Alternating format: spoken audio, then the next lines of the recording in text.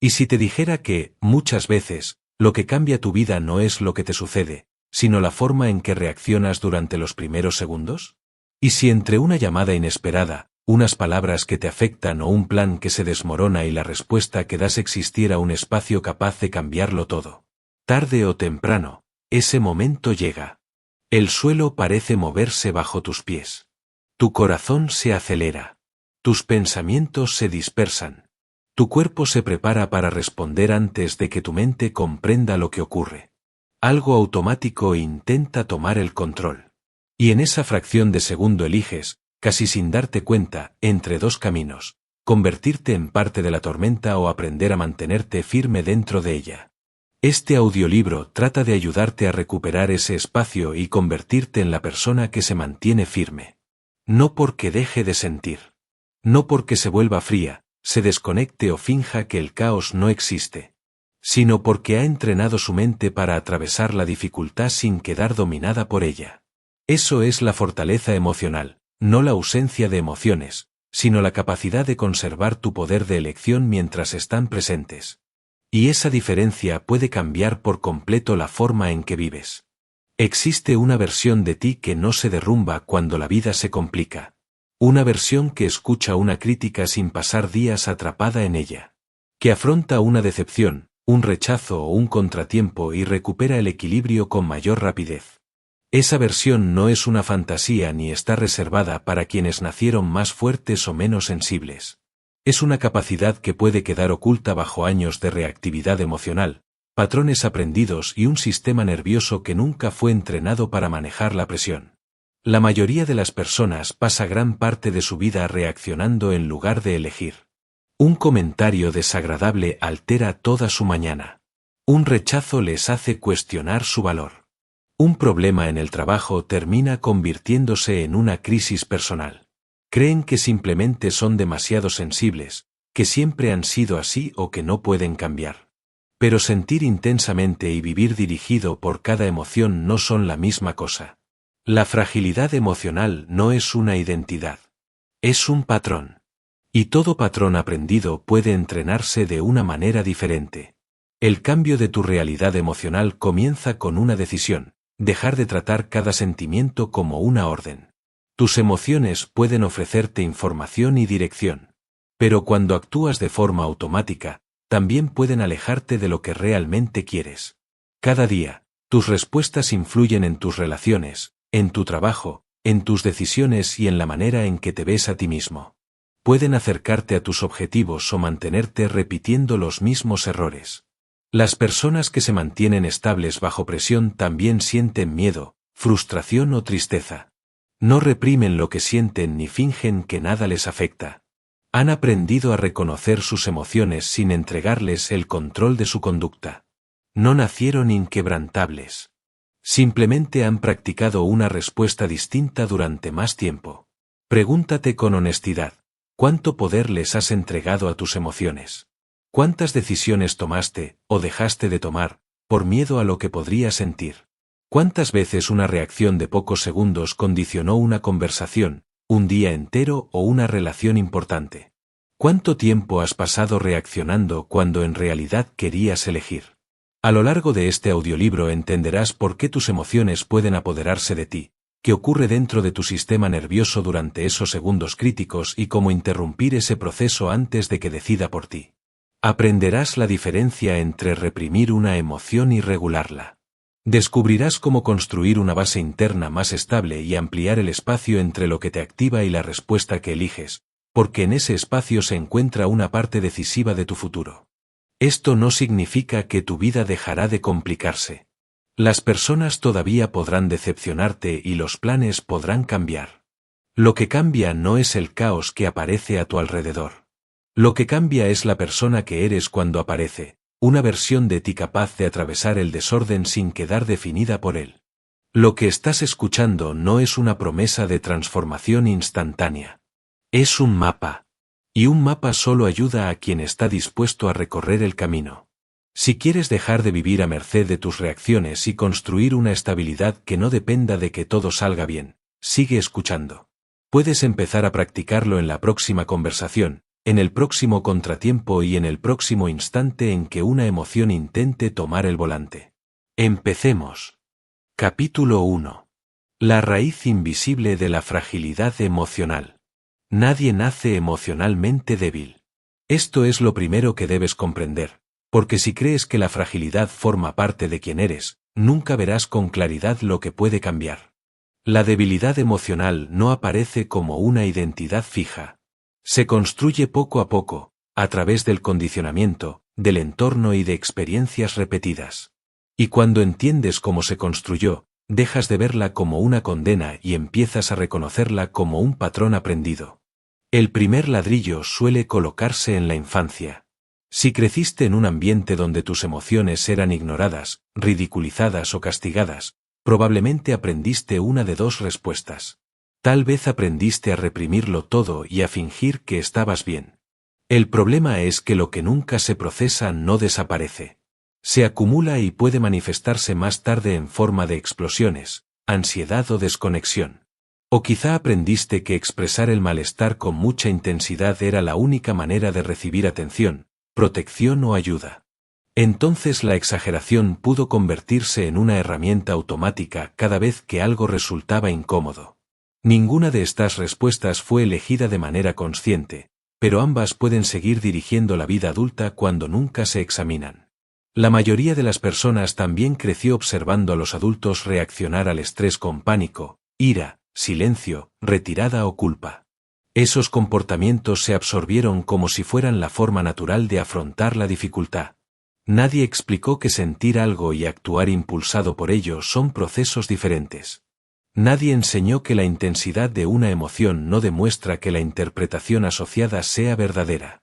Así se llega a la edad adulta utilizando respuestas antiguas para manejar problemas nuevos, mientras se piensa, así soy yo. Otro ladrillo es la evitación constante de la incomodidad. La vida moderna ofrece una distracción inmediata para casi cualquier sensación difícil. En cuanto aparece el aburrimiento, el silencio, la frustración o la incertidumbre, hay una pantalla, comida, entretenimiento o cualquier otra vía para no permanecer con lo que se siente. Sin embargo, la fortaleza emocional funciona como un músculo. Necesita cierta resistencia para desarrollarse. Si cada incomodidad se evita en el instante en que aparece, la capacidad de tolerarla no recibe entrenamiento. No significa que haya algo defectuoso en ti. Significa que una habilidad que necesitaba práctica apenas tuvo oportunidad de crecer. El siguiente ladrillo son las historias que construyes alrededor de tus emociones. La mayoría de las personas no se limita a sentir ansiedad, miedo o frustración. Inmediatamente añade una interpretación que aumenta la intensidad. Sientes ansiedad antes de una conversación difícil y te dices que esa sensación demuestra que algo va mal, que no estás preparado o que vas a fracasar. La emoción inicial puede ser temporal, pero la historia que repites puede mantenerla viva durante horas o días. Una sensación pasajera termina convertida en una conclusión sobre tu futuro, tu capacidad o tu valor. Después aparece la identidad. Alguien que ha repetido durante años el mismo patrón comienza a describirse con él. Soy una persona ansiosa. Siempre pienso demasiado. No puedo manejar los conflictos. Tengo mal carácter. Estas frases parecen simples descripciones, pero también pueden convertirse en instrucciones. Cuando una conducta entra en tu identidad, la mente busca pruebas que la confirmen y descarta las experiencias que podrían contradecirla. Puedes actuar con ansiedad no porque la situación realmente lo exija, sino porque tu reacción necesita mantenerse coherente con la historia que llevas años contando sobre ti. También existe una forma menos visible de fragilidad: entregar a otros la responsabilidad de regular tu estado emocional. Una pareja debe hacerte sentir seguro. Un amigo debe tranquilizarte cada vez que entras en una espiral. La aprobación de un superior decide si tendrás una buena o una mala semana. Cuando tu estabilidad depende por completo del comportamiento de quienes te rodean, el control de tu mundo interior queda fuera de tus manos. Esto no es un defecto moral. Suele ocurrir cuando nadie te enseñó que la autorregulación era una capacidad que también debías desarrollar. Todos estos patrones empiezan a funcionar de manera automática. Sientes ira y respondes con dureza. Sientes ansiedad y evitas una oportunidad. Sientes frustración y abandonas. Te sientes abrumado y pospones lo importante.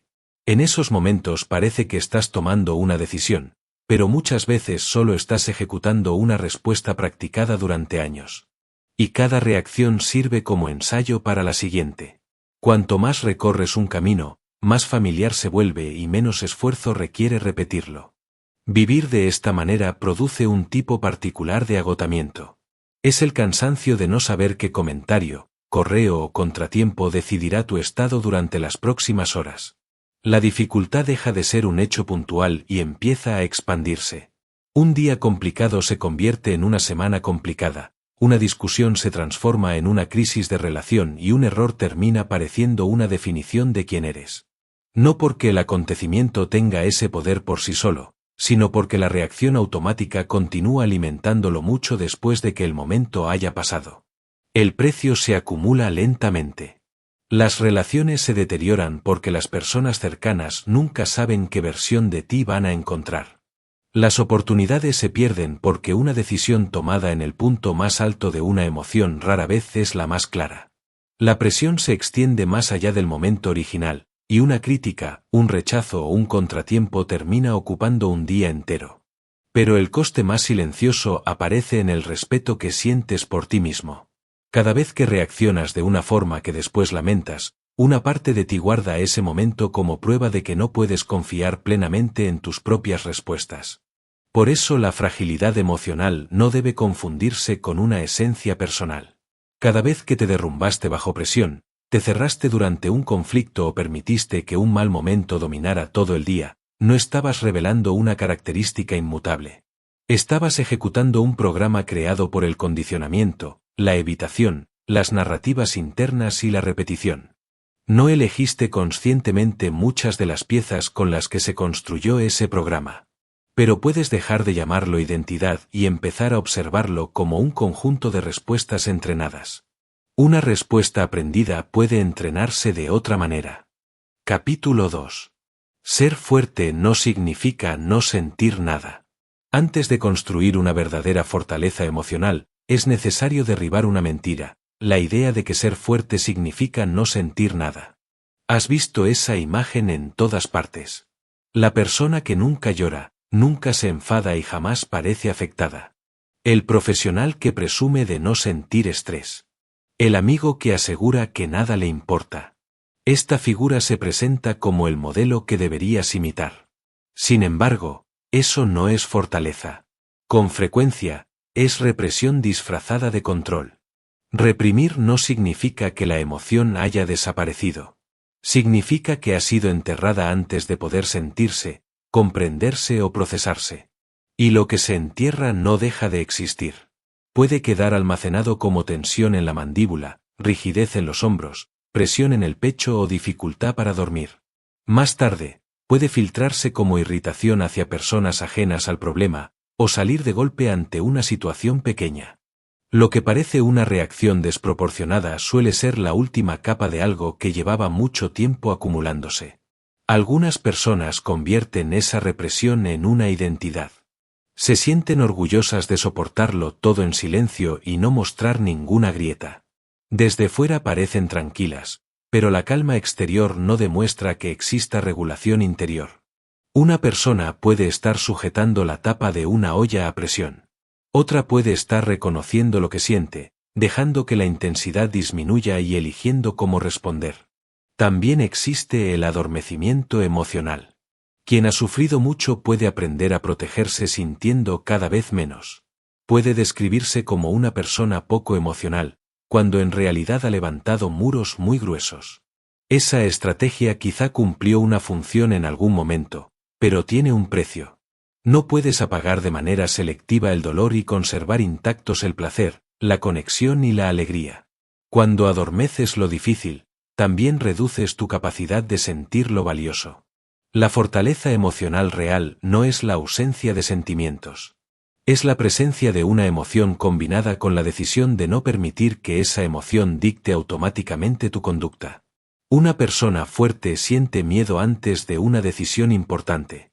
Siente dolor cuando alguien de confianza la decepciona.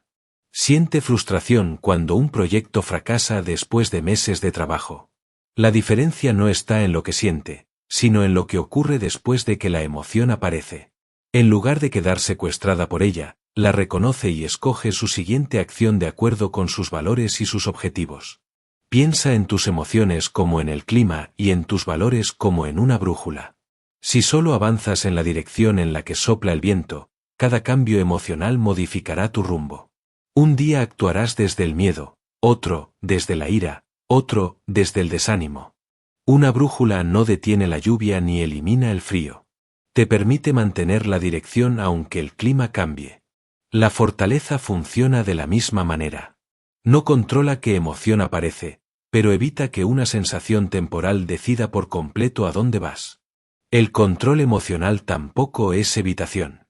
Evitar significa organizar tu vida para no encontrarte con nada que pueda incomodarte.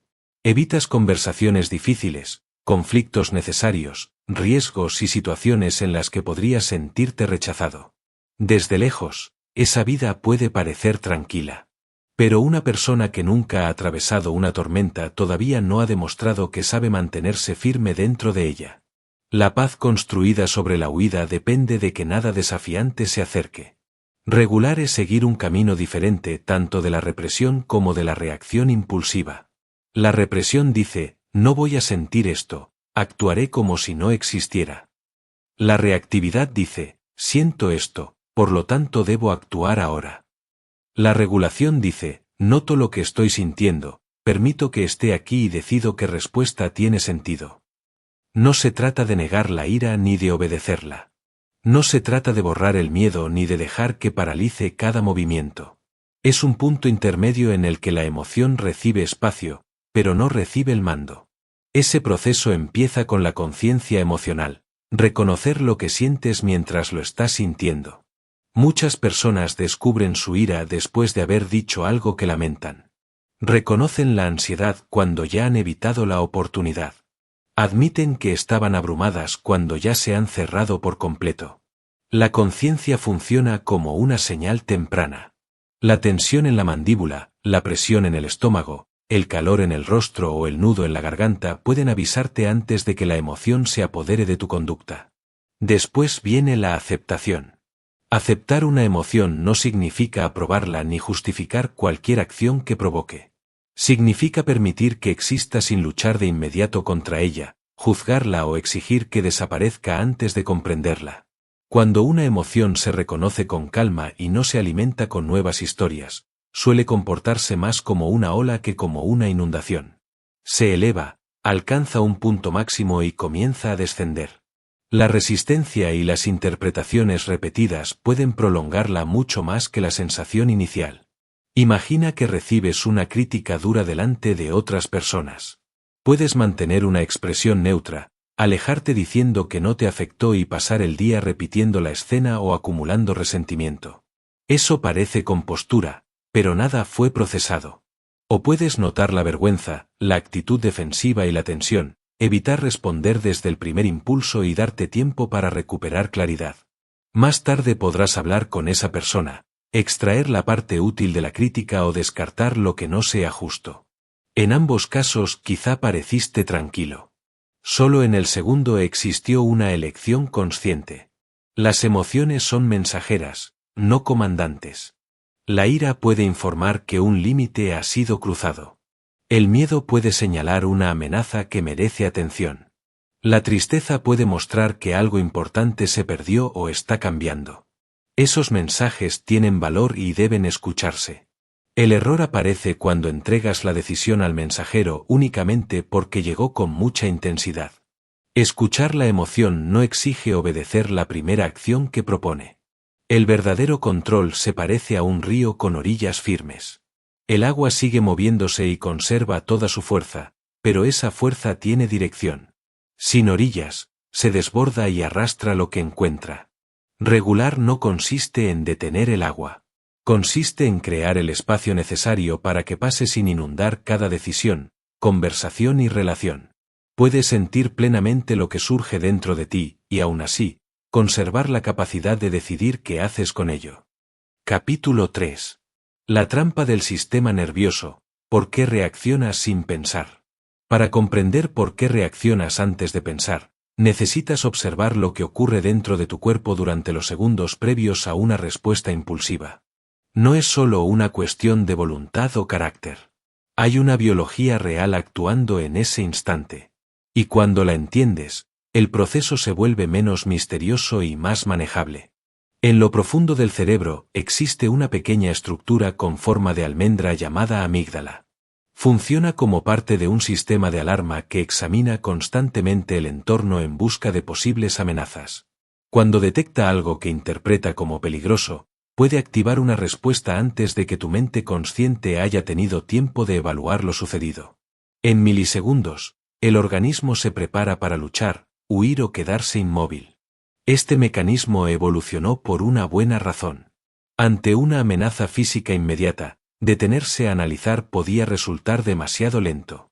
El cuerpo necesitaba actuar primero y pensar después. El problema es que ese antiguo sistema también puede activarse frente a peligros emocionales modernos. Un correo severo, una crítica, un tono de voz hiriente, un rechazo o una factura inesperada pueden ser interpretados como amenazas, aunque no exista un peligro físico inmediato. Entonces comienza una cadena automática.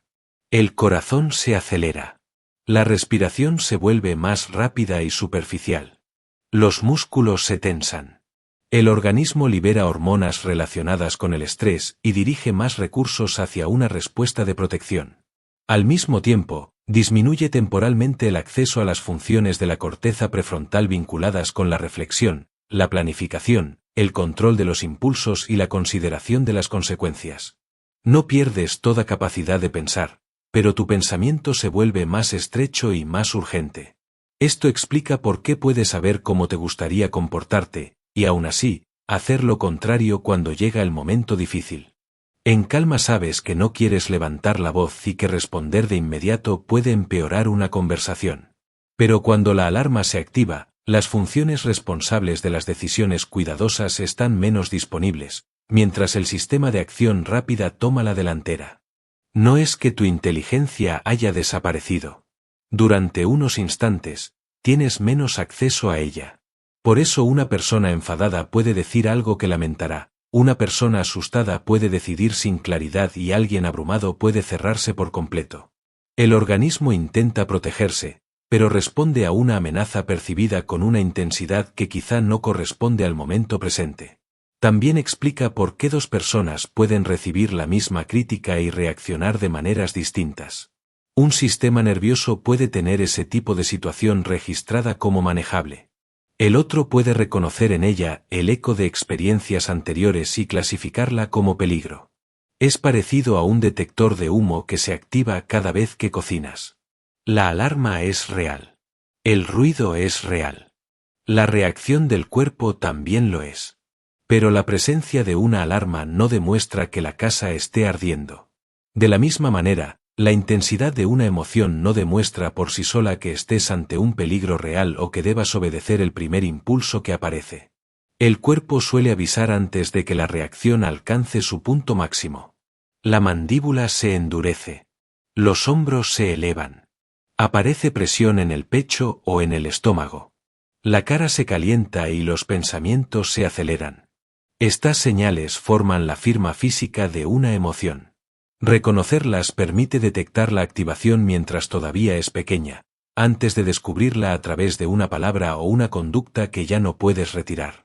Cuando la alarma suena con toda su intensidad, razonar únicamente mediante la voluntad puede ser como mantener un debate tranquilo en medio de una sirena.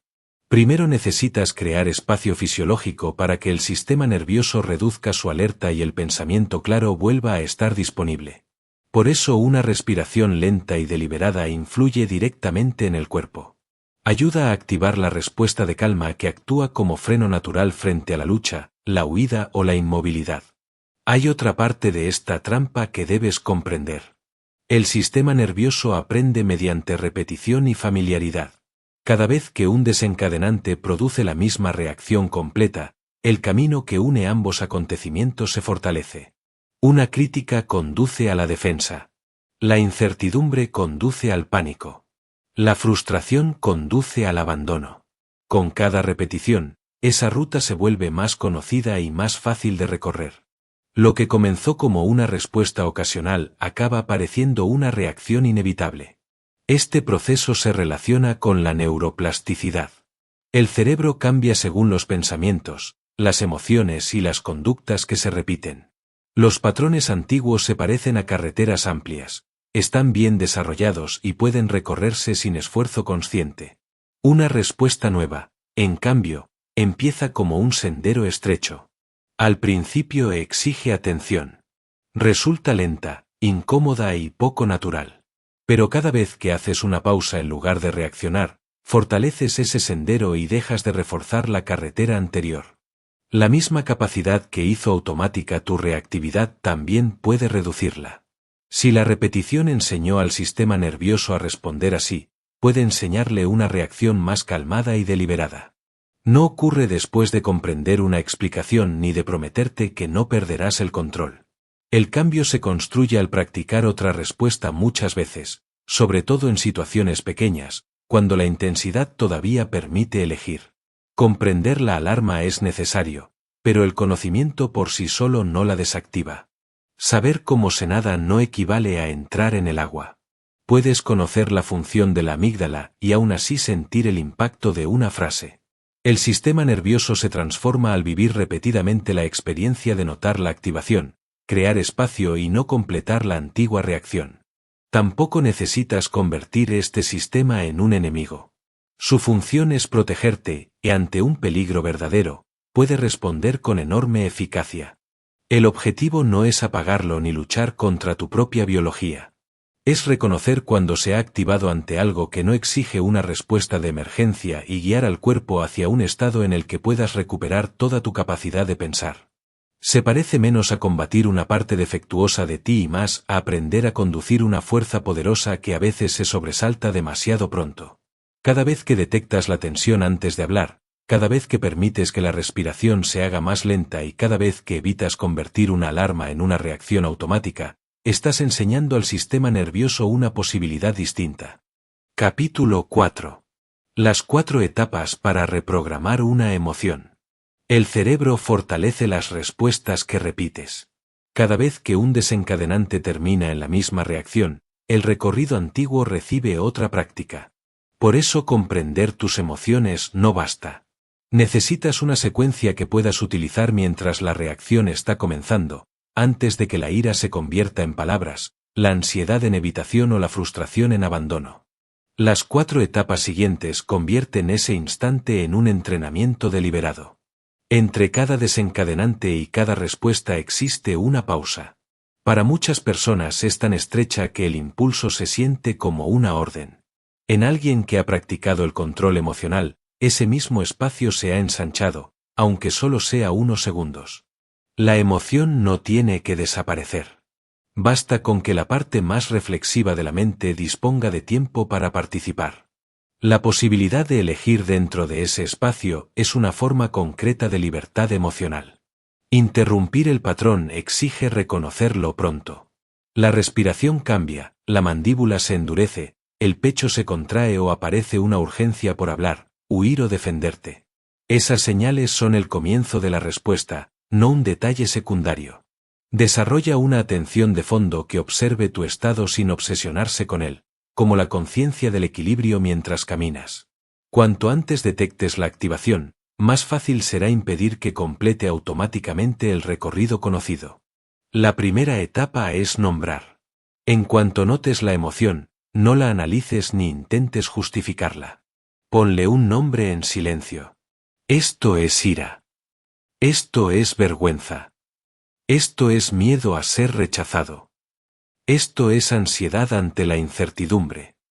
Nombrar funciona como una interrupción del circuito automático. Una experiencia que parecía una ola confusa se convierte en algo específico que puedes observar. No ha desaparecido, pero ya no ocupa todo el espacio sin una forma definida. La segunda etapa es separarte de la emoción mediante el lenguaje. Decir soy ansioso, soy un fracaso o estoy furioso fusiona una experiencia temporal con tu identidad. Sustituye esas frases por otras más precisas. Estoy experimentando ansiedad. Estoy notando ira. Estoy teniendo el pensamiento de que he fracasado. No eres tus emociones del mismo modo que el cielo no es una tormenta pasajera. La tormenta atraviesa el cielo y termina. La emoción también te atraviesa sin convertirse en todo lo que eres. La tercera etapa consiste en permitir que pase la primera oleada corporal sin alimentarla. Como referencia práctica, durante unos 90 segundos no hables, no envíes mensajes y no tomes decisiones importantes. Observa dónde vive la emoción en el cuerpo, el pecho, el estómago, las manos o las piernas. No la reprimas y tampoco añadas nuevas historias que vuelvan a activarla. Permite que siga su ciclo mientras te abstienes de obedecer el primer impulso que produce. La respiración ayuda a abrir ese espacio. Puedes inhalar contando hasta 4 y exhalar contando hasta 6 o más. Una exhalación más larga indica al sistema nervioso que no necesita mantener la misma intensidad de alerta. También puedes sentir los pies sobre el suelo, el peso del cuerpo en la silla o la textura de un objeto. El contacto con el presente evita que toda tu atención quede atrapada en lo ocurrido o en lo que imaginas que ocurrirá después. A veces la pausa deberá durar más. Puedes salir unos minutos de una habitación, esperar antes de responder un mensaje o decir, necesito un momento antes de contestar. No es evitación si existe una intención real de volver al asunto. Es un retraso deliberado para recuperar claridad. Tampoco necesitas alcanzar una calma perfecta. Solo necesitas espacio suficiente para que el impulso deje de ser la única voz presente. La cuarta etapa es la acción dirigida. Después de nombrar la emoción, separarte de ella y permitir que disminuya la primera oleada, pregúntate, teniendo en cuenta lo que realmente quiero a largo plazo en esta relación, en este trabajo o en mi vida, ¿cuál es la acción más sensata ahora? A veces será mantener una conversación difícil. Otras veces será retomarla al día siguiente, pedir disculpas, establecer un límite o no hacer nada todavía. La emoción aporta información, pero ya no elige la conducta. Imagina que envías un mensaje importante y pasan horas sin respuesta. Tu mente afirma que la otra persona está molesta o ha perdido el interés. El patrón antiguo te lleva a mirar el teléfono sin descanso y escribir mensajes impulsivos. La nueva secuencia comienza, esto es ansiedad ante la incertidumbre. Después, estoy notando ansiedad, no soy la ansiedad. Sientes la presión en el pecho, respiras y dejas pasar la oleada sin añadir otra interpretación. Por último, preguntas qué acción protege tu paz y la relación. Probablemente seguirías con tu día, y hablarías más tarde de manera directa y tranquila. La situación externa no cambió. El mensaje continuó sin respuesta. Lo que cambió fue tu experiencia interna y la conducta que nació de ella. Cada vez que interrumpes un patrón en sus primeros segundos, dejas de reforzar la antigua ruta y practicas una nueva. Al principio, la respuesta deliberada requiere atención porque el camino anterior es más familiar. Con cada repetición, la nueva ruta se vuelve más accesible y la reacción automática pierde parte de la fuerza que recibía de ser ensayada una y otra vez. Las primeras veces quizá recuerdes la secuencia demasiado tarde. Tal vez nombres la emoción después de haber respondido o consigas pausar, pero aún así actúes desde el impulso. Eso no significa que el entrenamiento haya fracasado. Revela el punto exacto donde debes intervenir la próxima vez. También puedes ensayar mentalmente una situación habitual, imaginar las primeras señales y recorrer las 4 etapas. La práctica consciente prepara una respuesta que después será más fácil recuperar bajo presión. La pausa no se limita a emociones dolorosas. La euforia ante una oportunidad, la seguridad repentina después de un éxito o la urgencia provocada por una idea nueva también pueden evitar el juicio cuidadoso. Respirar, nombrar, tomar contacto con el presente y retrasar una decisión importante protegen tus objetivos tanto frente al miedo como frente al entusiasmo. El criterio no es si la emoción resulta agradable o desagradable, sino si su intensidad está intentando acelerar una elección que merece claridad. Este proceso sirve principalmente para la fricción cotidiana, críticas, incertidumbre, celos, frustración o discusiones que una reacción de segundos puede agravar. El duelo profundo, una experiencia traumática o un peligro real no obedecen a un cronómetro y pueden requerir mucho más espacio y apoyo. En las situaciones diarias, el orden permanece estable: nombrar, separar, dejar pasar la primera oleada y elegir la acción según lo que realmente quieres a largo plazo. Capítulo 5. Cómo construir una disciplina emocional inquebrantable. Comprender tus emociones no cambiará nada si lo aprendido no se convierte en una práctica repetida. La disciplina emocional, igual que la disciplina física, no se construye leyendo sobre ella ni intentando aplicarla únicamente cuando llega una crisis. Se desarrolla mediante pequeñas repeticiones deliberadas, realizadas en momentos cotidianos, hasta que una respuesta que al principio exigía atención empieza a convertirse en un reflejo entrenado. La mayoría de las personas intenta recurrir al control emocional como si fuera un extintor guardado para una emergencia. Espera sentirse desbordada para respirar, observarse o recordar lo que quería hacer de otra manera. Pero quienes se mantienen firmes bajo una presión real no dependen de una reserva repentina de fuerza de voluntad. Utilizan una capacidad que han ensayado muchas veces cuando el riesgo era pequeño y todavía podían aprender con claridad.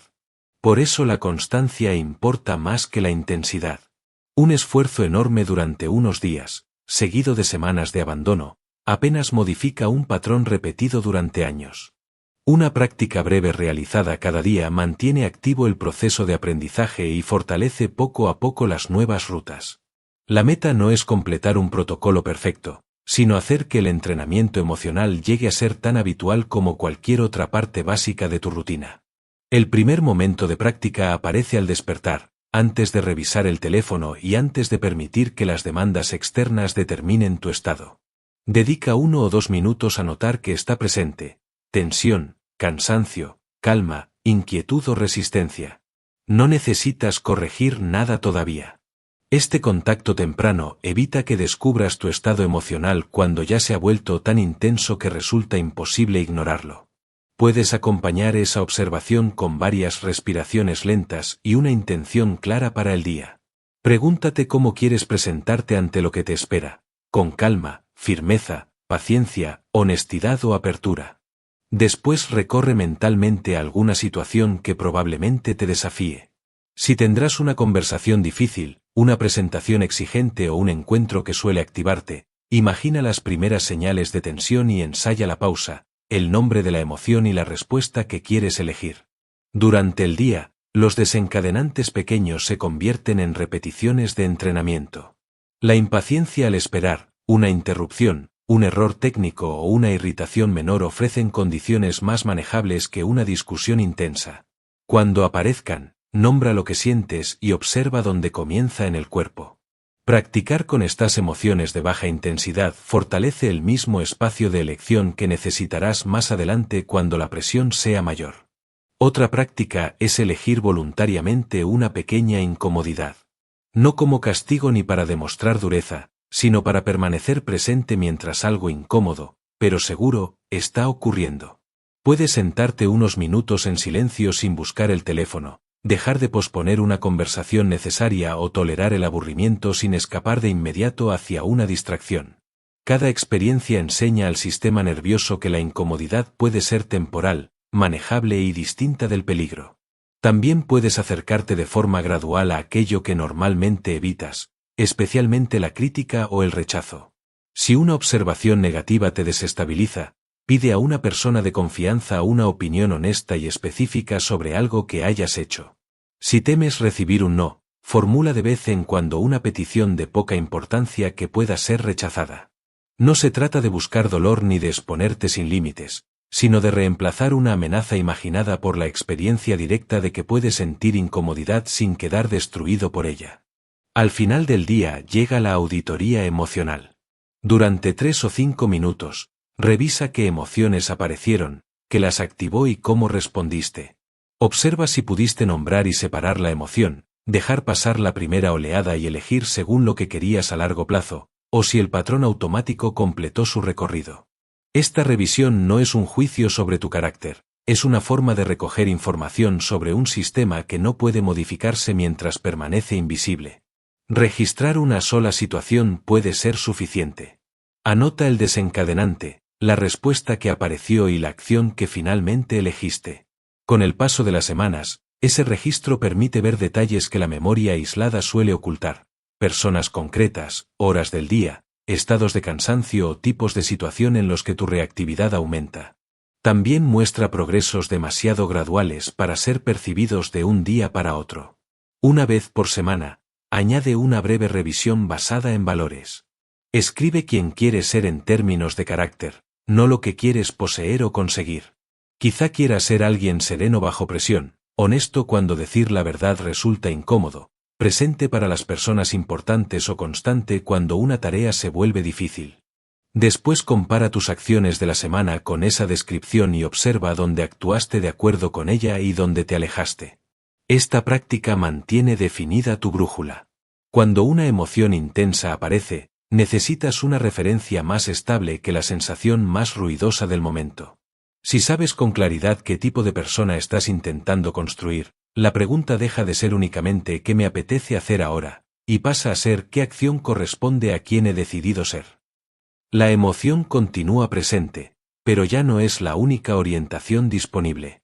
El entrenamiento también necesita recuperación. Un sistema nervioso sometido continuamente a exigencias, pantallas, conversaciones y preocupaciones dispone de menos recursos para regularse cuando aparece un desencadenante. Reserva periodos reales en los que pueda disminuir la alerta, un paseo sin objetivo, una tarde alejada de obligaciones o un intervalo sin estímulos constantes. Esa recuperación no es una interrupción de la disciplina, sino el mantenimiento que permite sostenerla sin convertirla en otra fuente de agotamiento. El progreso no seguirá una línea recta. Puede haber semanas de mayor estabilidad, y después, un día en el que reaparezca una reacción antigua debido al cansancio, a la acumulación de presión o a una situación especialmente sensible. Ese día no borra lo que ya has practicado. Si observas lo ocurrido sin condenarte y retomas el entrenamiento, la recaída aporta datos sobre el punto que todavía necesita atención en lugar de convertirse en una sentencia sobre quién eres. En los días con menos tiempo o energía, conserva una versión mínima de la práctica, un breve contacto contigo al despertar, un desencadenante nombrado durante el día y unos minutos de revisión antes de dormir. Incluso una sola pausa consciente mantiene en uso la respuesta que estás intentando fortalecer. La disciplina emocional se acumula precisamente en esas decisiones pequeñas y repetidas, cuando la práctica continúa aunque no haya motivación, urgencia ni una crisis que obligue a recordarla.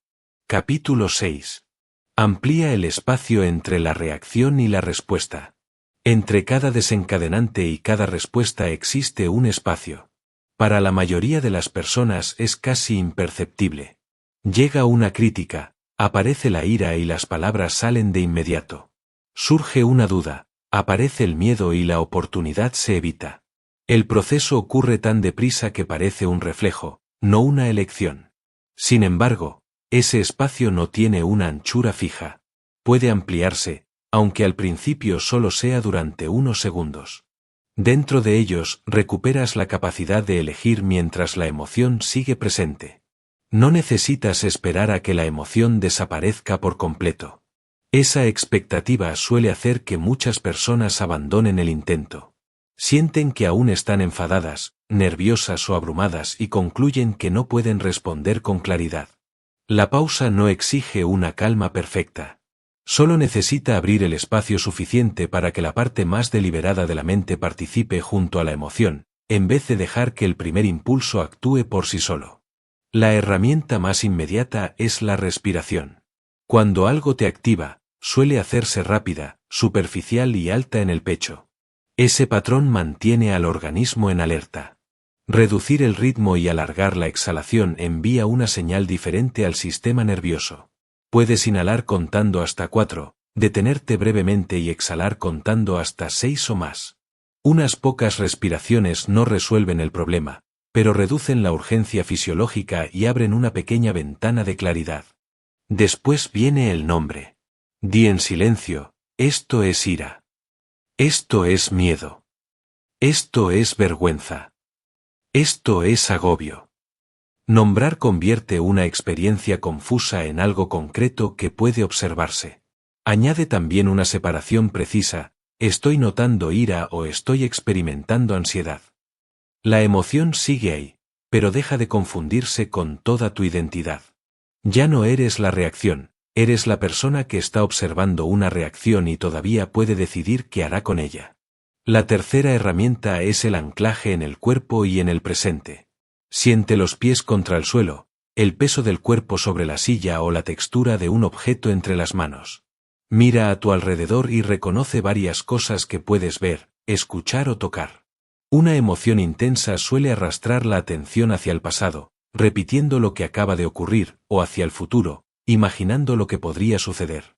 Volver al cuerpo interrumpe ese movimiento y sitúa la atención en el único momento en el que una respuesta puede elegirse. La postura también forma parte de este ajuste. Observa si has apretado la mandíbula, elevado los hombros, cerrado las manos o encogido el cuerpo.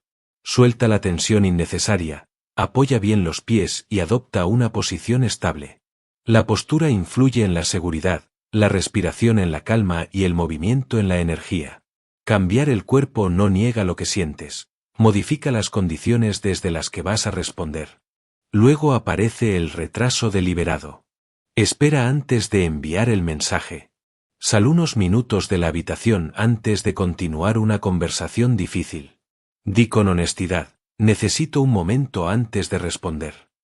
Esto no es evitación cuando existe una intención real de regresar al asunto.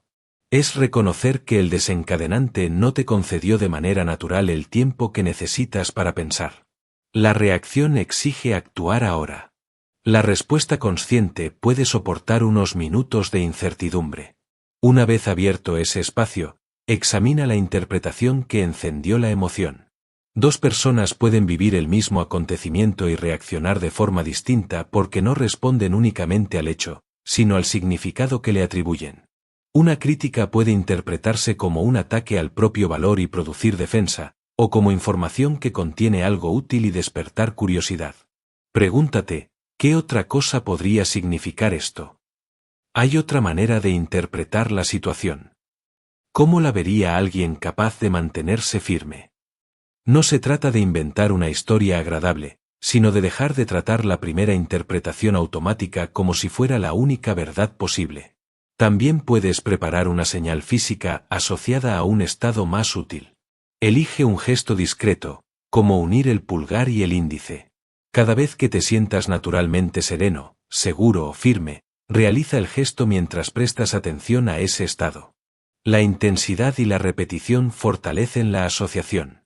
Con práctica, el gesto puede funcionar como un recordatorio corporal que facilita el acceso a la calma o a la firmeza cuando comienza una situación exigente.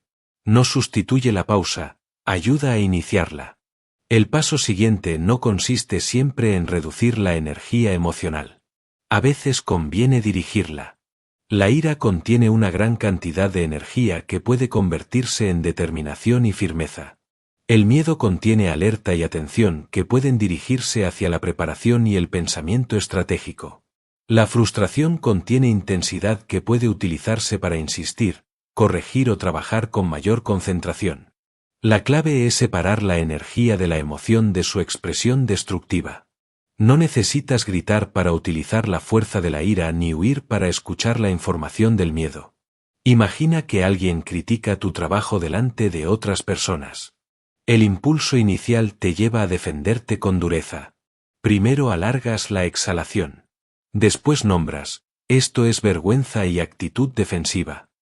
Sientes los pies, relajas la mandíbula y estabilizas la postura. En lugar de responder de inmediato, dices que revisarás la observación y volverás sobre ella.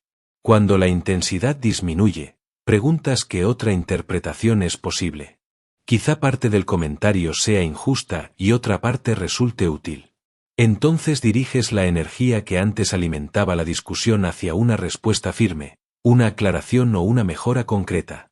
Al principio, esta pausa puede sentirse artificial. La antigua reacción ha sido recorrida tantas veces que resulta más rápida y familiar. Cada respiración realizada antes de hablar, cada emoción nombrada y cada respuesta aplazada fortalece una vía diferente. Practicar con irritaciones pequeñas permite que ese recorrido esté más disponible cuando llega una presión mayor. No todas las pausas producirán una respuesta perfecta, pero cada una evita que el impulso conserve el control sin oposición. La pausa tampoco pertenece únicamente al miedo, la ira o la ansiedad. La euforia ante una oportunidad, la confianza repentina después de un éxito o la urgencia de una idea nueva también pueden saltarse el juicio cuidadoso. Respirar, nombrar, sentir el cuerpo y retrasar una decisión importante sirve tanto ante una emoción agradable como ante una dolorosa. La libertad emocional no consiste en dejar de sentir impulsos intensos, sino en ampliar lo suficiente el espacio para que ninguno de ellos sea la única voz que decide. Capítulo 7. Identifica y desactiva tus desencadenantes emocionales. Todos tenemos palabras, tonos de voz, gestos o situaciones capaces de atravesar en segundos la calma que hemos construido. Alguien te corrige delante de otros y aparece una defensa inmediata. Una persona tarda en responder y tu mente interpreta abandono. Alguien intenta decidir por ti y sientes una necesidad intensa de recuperar el control. Eso es un desencadenante, un acontecimiento presente que activa una respuesta emocional aprendida. El desencadenante ocurre ahora, pero la intensidad no siempre pertenece por completo al momento. Cuando una voz elevada produce un miedo o una actitud defensiva mucho mayores de lo que la situación parece exigir, el sistema nervioso no responde únicamente a esa conversación. También reconoce el parecido con experiencias que guardó como peligrosas. El presente enciende la alarma, mientras una parte de su fuerza procede de todo lo que esa escena representa para ti. Por eso dos personas pueden recibir la misma crítica y vivir acontecimientos internos completamente distintos. Una la considera incómoda, extrae lo útil y continúa con su día. La otra siente que su capacidad, su valor o su lugar están amenazados. El hecho externo es igual, pero cada sistema nervioso lo compara con una historia diferente. Comprenderlo no convierte la reacción en imaginaria. Explica por qué puede sentirse tan urgente incluso cuando el peligro inmediato es limitado. El primer paso es identificar tus patrones con precisión. Una idea vaga como "me molestan las críticas" ofrece poca información. Necesitas observar qué clase de crítica, quién la expresa, delante de quién ocurre y qué significado aparece de inmediato. Tal vez no te active el desacuerdo, sino sentirte incompetente en público. Quizá no sea la demora de una respuesta, sino la interpretación de que te están ignorando. Cuanto más exacto sea el patrón, antes podrás reconocerlo cuando empiece. Durante 30 días, registra las reacciones que hayan cambiado claramente tu conducta. Anota la situación concreta, la palabra o el gesto que encendió la reacción, las primeras sensaciones físicas, la emoción, la interpretación y lo que hiciste después. No escribas una explicación extensa. Busca repeticiones. Los desencadenantes suelen reunirse alrededor de varios temas: sentirte despreciado, ignorado, controlado, excluido, rechazado o expuesto como incapaz.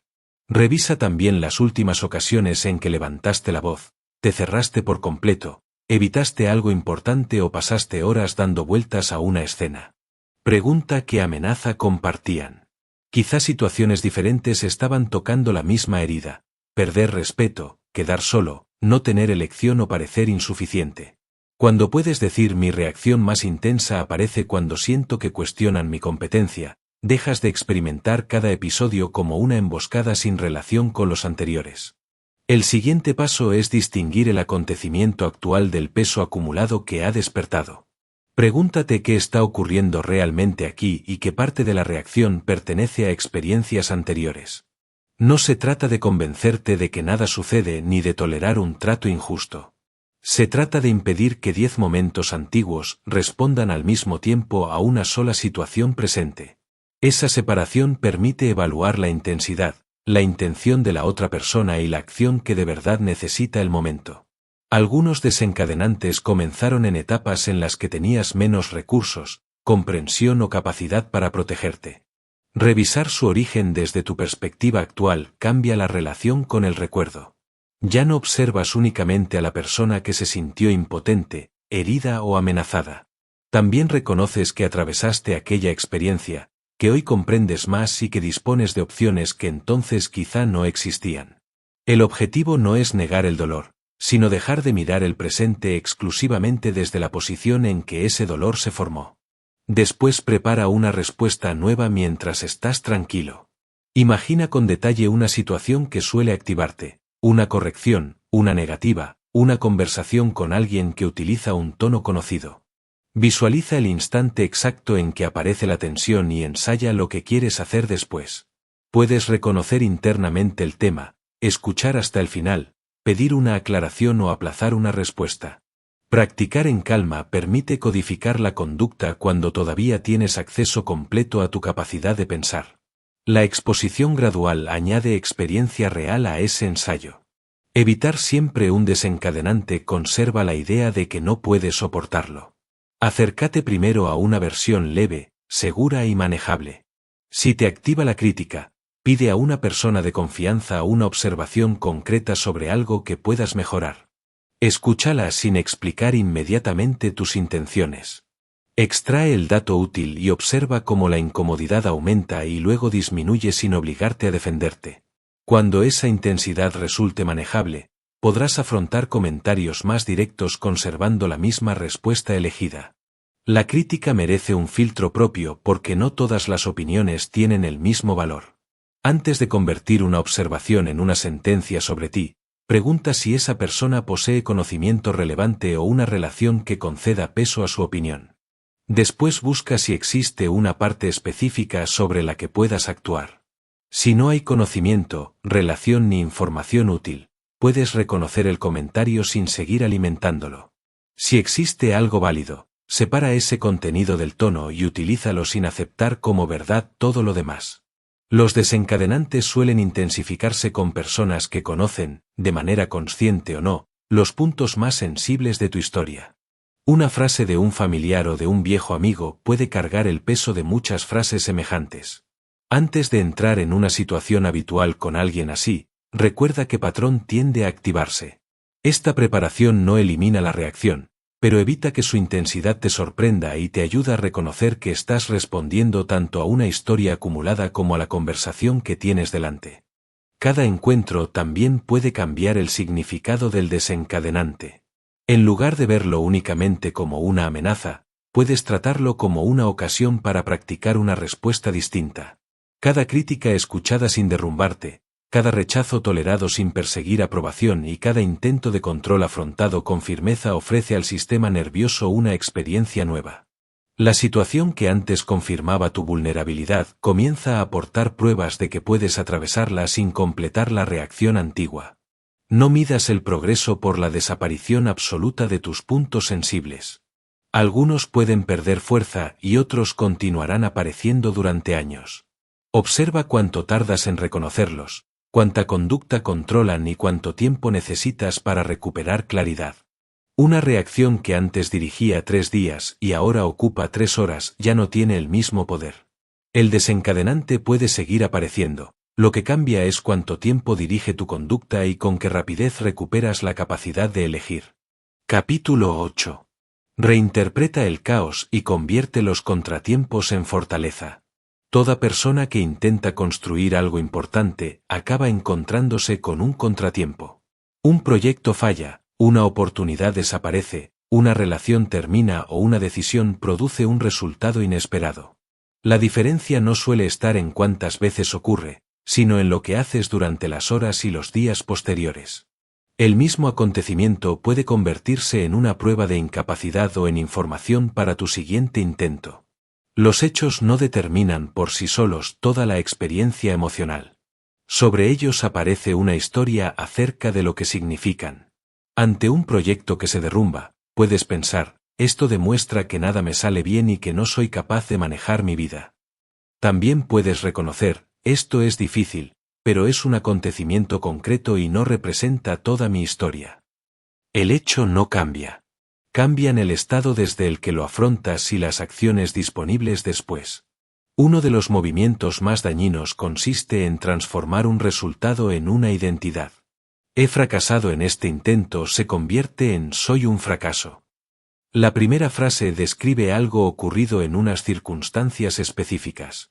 Puede examinarse, comprenderse y abordarse de otra manera. La segunda presenta una identidad fija ante la que solo parece quedar vergüenza. Cuando notes esa conversión, devuelve la experiencia a su tamaño real. Este intento no funcionó y necesito descubrir qué debo ajustar. Un fracaso tampoco es necesariamente lo contrario del progreso. En cualquier actividad que requiere aprendizaje, los intentos que no funcionan entregan información que no podía obtenerse solo pensando. Revelan que su posición era incorrecta, que habilidad necesita desarrollo o que enfoque no conviene repetir. Quienes construyen algo valioso no siempre tropiezan menos. Muchas veces realizan más intentos y permanecen el tiempo suficiente para utilizar lo aprendido. Este cambio también reduce el miedo anterior a la acción. La imaginación puede ampliar sin límite todo lo que podría salir mal, mientras una experiencia real posee condiciones concretas y se atraviesa paso a paso. Cuando has vivido varios contratiempos, los has revisado y has comprobado que puedes recuperarte, reúnes pruebas de tu capacidad para absorber dificultad. No te vuelves imprudente. Dejas de tratar cada posible error como algo de lo que nunca podrías recuperarte. En medio de la dificultad, una pregunta puede mantenerte encerrado. ¿Por qué me está ocurriendo esto? Puede existir una injusticia verdadera y reconocerla es legítimo. Pero repetir la pregunta sin avanzar mantiene la atención sobre lo que ya sucedió y no puede modificarse. Sustitúyela por otra. ¿Qué exige esta situación de mí ahora? La nueva pregunta dirige la mente hacia la parte donde todavía existe capacidad de acción. Bajo presión, no necesitas resolver de una vez toda la pérdida, todas las consecuencias y todo el futuro. Reduce el campo de atención al siguiente paso útil. Quizás sea reunir información, llamar a una persona, detener un gasto, corregir un error o descansar antes de decidir. La magnitud total puede superar tus recursos del momento. Una acción concreta, en cambio, permite emplear la energía de la presión en algo que la situación realmente necesita. También ayuda a ampliar el marco temporal. Durante una crisis, la mente comprime la historia hasta hacer que el presente parezca definitivo. Pregúntate cómo podrías ver este episodio dentro de 1 año o de 5. La distancia no elimina el dolor ni garantiza que todo vaya a resolverse como deseas. Coloca el acontecimiento dentro de un recorrido mayor, donde incluso una pérdida seria ocupa un lugar más limitado que el que parece tener cuando toda la atención está atrapada en este instante. Otra distinción necesaria separa una emergencia real de algo que se siente como una emergencia. Pregúntate con honestidad si existe un peligro inmediato que exige acción urgente o si el sistema nervioso está atribuyendo esa intensidad a una situación dolorosa, incierta o decepcionante. Si hay peligro real, actúa según las necesidades concretas. Si no lo hay, puedes dejar de tratar cada pensamiento acelerado como una orden y recuperar el tiempo necesario para evaluar. Cuando una interpretación catastrófica parezca incuestionable, genera 2 o 3 explicaciones posibles para los mismos hechos. No tienes que creer que alguna sea cierta. El propósito es romper el monopolio de la primera historia. Si una propuesta es rechazada, quizá indique que carecía de un elemento esencial, que llegó a la persona equivocada o que el contexto no era favorable. La respuesta exacta aún puede ser desconocida. Esa incertidumbre resulta más fiel a los hechos que afirmar, sin pruebas, que nunca tendrás otra oportunidad. Reinterpretar no significa imponer optimismo ni fingir que todo está bien. Tampoco exige encontrar de inmediato una ventaja escondida en cada pérdida. Significa sostener 2 verdades a la vez. Esto es realmente difícil y puedo responder a algo difícil. Negar la primera conduce a la desconexión. Negar la segunda conduce a la impotencia. La fortaleza aparece cuando el dolor puede reconocerse sin convertirlo en una predicción absoluta sobre el futuro. Cuando la primera intensidad haya disminuido, realiza una evaluación posterior por escrito. Responde con precisión a 3 preguntas. ¿Qué ocurrió realmente, descrito sin dramatización? ¿Qué parte de este resultado estuvo dentro de mi control? ¿Cuál es el ajuste más importante que haré antes del siguiente intento? No necesitas producir una explicación perfecta. Necesitas separar los datos de las acusaciones y terminar con una modificación que pueda convertirse en conducta. Esta revisión es distinta de la rumiación. Rumiar reproduce la escena, repite las mismas preguntas y profundiza la vergüenza o la ansiedad sin generar movimiento. Una revisión estructurada extrae la lección, establece una acción y cierra el ciclo práctico. La mente ya no necesita reproducir el acontecimiento para intentar encontrar una salida, porque la información útil ha sido identificada y colocada dentro de un plan. Los contratiempos relacionados con otras personas requieren una revisión distinta. En una traición, una amistad que termina o una relación que fracasa pese al esfuerzo, el resultado incluye decisiones ajenas que nunca controlaste por completo. Además de observar tu propia conducta, pregunta qué te enseñó la experiencia sobre las personas, los entornos o las dinámicas hacia las que deseas acercarte o de las que necesitas alejarte. A veces la lección no consiste en corregirte, sino en desarrollar un criterio más preciso sobre dónde invertir tu confianza. La resiliencia no consiste en regresar exactamente al punto donde estabas antes. Consiste en integrar lo ocurrido en una versión de ti que dispone de más información, mejor criterio y pruebas de que puede atravesar una dificultad. El contratiempo sigue formando parte de tu historia, pero deja de recibir automáticamente el poder de definir tu identidad, tu futuro o la acción que eliges después. Capítulo 9. Recupera tu poder, rompe el ciclo del victimismo y desarma al crítico interior. Después de una reacción difícil suele aparecer otra, a veces más dañina que la primera. Cometes un error, pierdes la calma o recibes un mal resultado, y una voz interior convierte ese momento en una sentencia: nada cambia. Siempre hago lo mismo. Esto demuestra quién soy. El acontecimiento ya produjo una incomodidad real, pero esa narración añade vergüenza, impotencia y la sensación de que no existe lugar desde el que actuar. Recuperar tu poder no significa negar lo que te ocurrió. Hay injusticias y circunstancias que no provocaste y que nunca debieron suceder.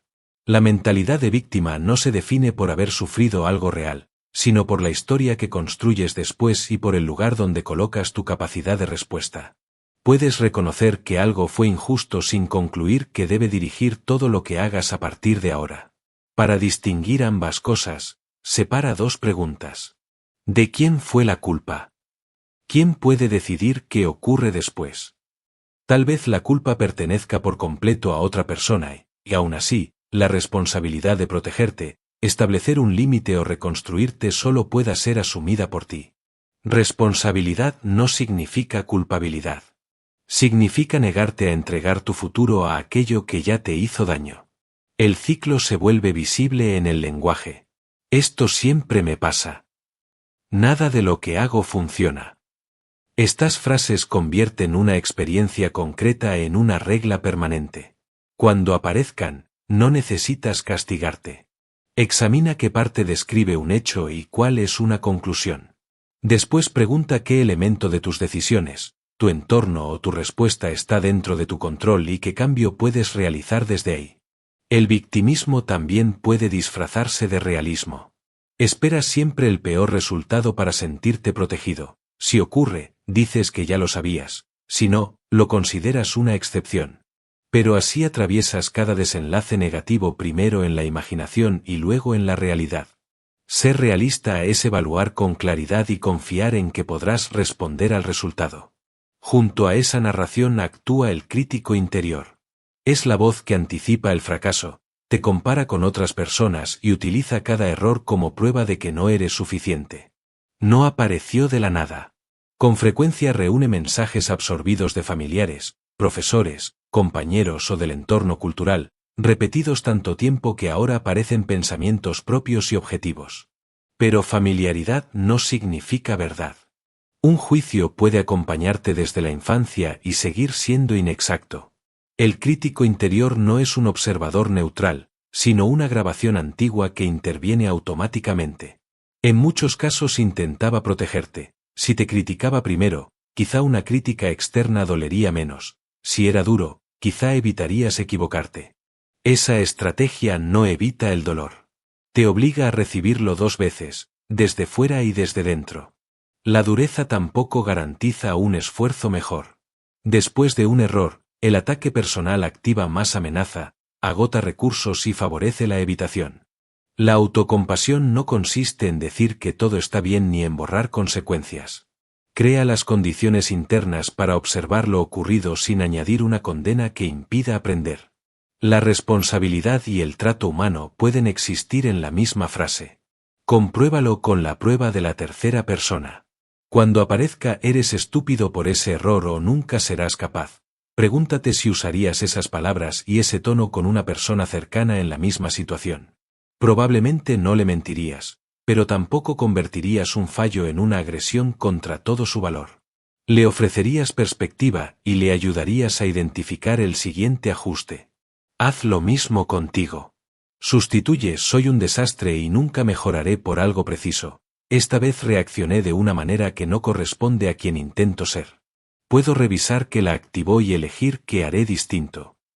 No es un elogio vacío. Reconoce el hecho, conserva la responsabilidad y evita confundir conducta con identidad. Puedes haber actuado mal sin ser irremediablemente malo. Puedes sentir impotencia sin ser una persona sin poder. Esta distinción importa porque cada pensamiento y respuesta repetidos fortalecen un recorrido mental. Los patrones antiguos parecen convincentes no porque sean inevitables, sino porque se han usado muchas veces. Cuando interrumpes una sentencia automática y eliges una versión más exacta, recorres otra vía. Al principio requiere atención y se siente poco natural. Con la repetición, el nuevo recorrido gana disponibilidad y el anterior deja de ser la única respuesta accesible. No esperes cambiar décadas de diálogo interno con unas cuantas frases positivas. La transformación no ocurre por declarar una identidad nueva, sino por practicar otra respuesta cada vez que el patrón aparece. El cerebro sigue aprendiendo durante toda la vida. El crítico interior puede perder autoridad, pero cada ocasión en la que lo dejas hablar sin examinarlo refuerza la ruta que quieres debilitar. El cambio depende de la dirección que repites. Esta práctica importa especialmente después de una recaída. Un desliz es un momento concreto, reaccionaste con brusquedad o dijiste algo que lamentas. Una espiral comienza cuando añades otra capa, te atacas, sientes vergüenza y utilizas el episodio como prueba de que ningún progreso fue real. Entonces unos segundos de reactividad pueden convertirse en horas o días de deterioro. Muchas veces, el daño duradero procede de la espiral y no del desliz original. El punto intermedio evita el castigo y la evasión. No necesitas decir "soy una persona terrible", pero tampoco "no importa". Puedes reconocer, mi reacción tuvo este efecto. Comprendo que la favoreció y esto quiero hacer distinto. Si otra persona resultó afectada, asumir tu parte puede exigir una reparación específica. La autocompasión no elimina esa obligación, evita que la vergüenza consuma la energía para cumplirla. Observa el conjunto de pruebas antes de emitir un veredicto. Un día difícil no anula meses de práctica, igual que una respuesta acertada no resuelve todos los patrones anteriores. El progreso incluye retrocesos que, con el tiempo, se vuelven menos frecuentes, intensos y prolongados.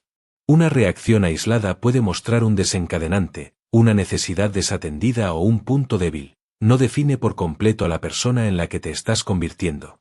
La próxima vez que escuches al crítico interior, no intentes silenciarlo con otra lucha. Identifica la grabación, separa el hecho de la sentencia y vuelve a lo que puedes elegir. Pregunta qué dirías a alguien que aprecias. Conserva la parte honesta y elimina la crueldad.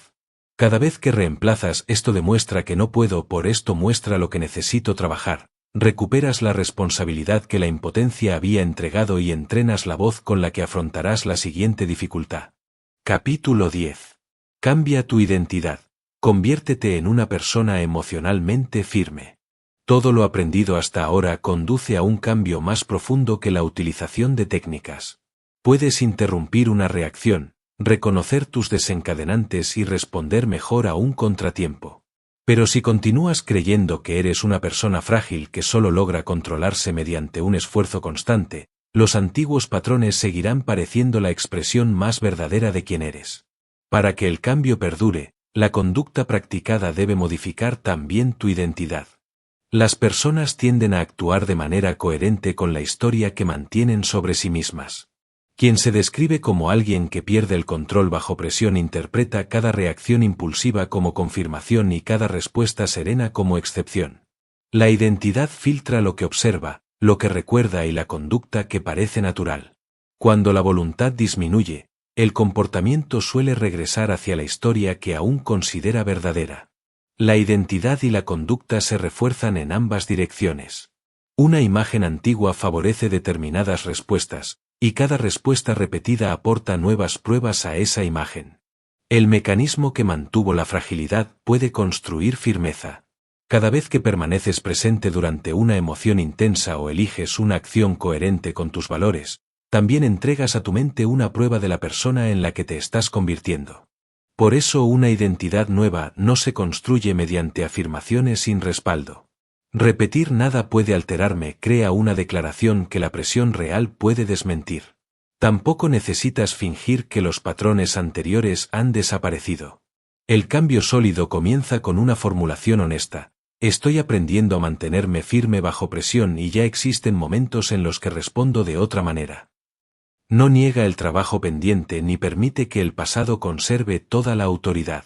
Tu identidad anterior se formó mediante años de evidencias acumuladas.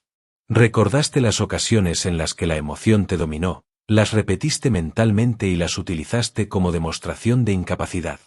Mientras tanto, muchas respuestas más serenas pasaron casi inadvertidas porque no produjeron una crisis que obligara a recordarlas. El resultado es un registro interno desequilibrado. Los errores aparecen con gran nitidez y los avances se absorben sin recibir el mismo reconocimiento. Corrige ese desequilibrio reuniendo pruebas de manera deliberada. Al final del día o de la semana, recuerda momentos específicos en los que elegiste firmeza en lugar de reactividad. Quizá escuchaste una crítica hasta el final, mantuviste un límite que antes habrías abandonado, reconociste un desencadenante antes de actuar o evitaste que un mal momento se convirtiera en un mal día. No importa que el episodio parezca pequeño. La identidad se construye con repeticiones ordinarias, no únicamente con victorias espectaculares. Puedes llevar un registro breve. Describe lo ocurrido y la conducta elegida sin exagerarla. Sentí el impulso de defenderme, pero hice una pregunta antes de responder. Me alteré, reconocí mi reacción y reparé el daño. No es felicitarte de manera vacía, sino conservar datos que podrías olvidar. La antigua sentencia sobre quién eres pierde fuerza cuando el expediente contiene hechos que ya no encajan con ella. También debes observar el lenguaje con el que te defines. Expresiones como soy demasiado emocional, siempre he sido débil o no funciono bien bajo presión parecen descripciones, pero al repetirlas se convierten en instrucciones. Presentan un patrón aprendido como un rasgo permanente. Sustitúyelas por frases de proceso que sean verdaderas en el presente. Estoy entrenando una respuesta distinta. Todavía me activo en ciertas situaciones, pero me recupero antes. Estoy aprendiendo a actuar con claridad aunque sienta intensidad. Esta diferencia no te encierra en la identidad antigua ni te exige representar una fortaleza que aún no has construido. Puedes admitir una recaída sin declararte condenado a reaccionar siempre igual. Una respuesta impulsiva muestra el entrenamiento que todavía necesitas, no invalida las ocasiones en las que actuaste de otra manera. Observa el conjunto de pruebas, no solo el episodio más doloroso o reciente. Conviene distinguir también entre comprender y demostrar. Descubrir por qué una situación te activa puede producir una sensación poderosa de transformación, pero la comprensión por sí sola no cambia una identidad. Se convierte en evidencia cuando llega un desencadenante real y aplicas lo aprendido. Puedes escuchar una explicación precisa, reconocer por completo tu patrón y aún así repetirlo al día siguiente. La comprensión abre una posibilidad. Solo la práctica vivida muestra a tu mente que existe otra respuesta disponible. El cambio de identidad rara vez llega como un momento espectacular. Suele verse en retrospectiva. Atraviesas una conversación que antes te habría desestabilizado durante horas y después adviertes que recuperaste la claridad en pocos minutos. Quizá otras personas empiezan a describirte como alguien sereno antes de que tú aceptes esa descripción. La transformación no nació ese día. Se construyó en cada repetición privada que parecía demasiado pequeña para importar. Cuando la firmeza se integra, las herramientas dejan de parecer una lista que debes consultar. La observación, la pausa y la elección empiezan a funcionar juntas. Detectas antes las primeras señales y ajustas tu respuesta a la situación. En un conflicto puedes necesitar paciencia, en una crisis, concentración y decisión. La identidad emocionalmente firme no aplica una postura rígida, integra los recursos practicados y los adapta sin abandonar su centro. Este cambio puede alterar relaciones construidas alrededor de tus antiguos patrones. Alguien acostumbrado a que te defiendas, cedas o pierdas la calma, quizá intente recuperar la dinámica conocida. La familiaridad puede hacer que la respuesta anterior parezca más cómoda, aunque no fuera saludable. Esa fricción no demuestra que tu cambio sea falso. Ofrece otra oportunidad para sostener una conducta nueva sin convertir la firmeza en frialdad ni regresar al papel anterior. Con suficiente experiencia, algunas situaciones no solo se vuelven más fáciles de manejar, dejan de parecer amenazas tan grandes. Una crítica puede seguir resultando incómoda sin poner en duda todo tu valor. Un problema puede exigir esfuerzo sin activar la certeza de que vas a derrumbarte. No has dejado de sentir ni te has vuelto invulnerable. Tu sistema dispone ahora de más experiencias que indican que puedes atravesar la intensidad, responder y recuperar el equilibrio. De ahí nace una confianza distinta ante el futuro. No es creer que nada difícil sucederá, sino confiar en que podrás afrontarlo sin quedar gobernado por tu primera reacción. Cada pausa consciente, cada límite sostenido y cada recuperación más rápida añade una prueba. Poco a poco, actuar con firmeza deja de ser algo que intentas representar y se convierte en una descripción cada vez más exacta de quién eres. Capítulo 11.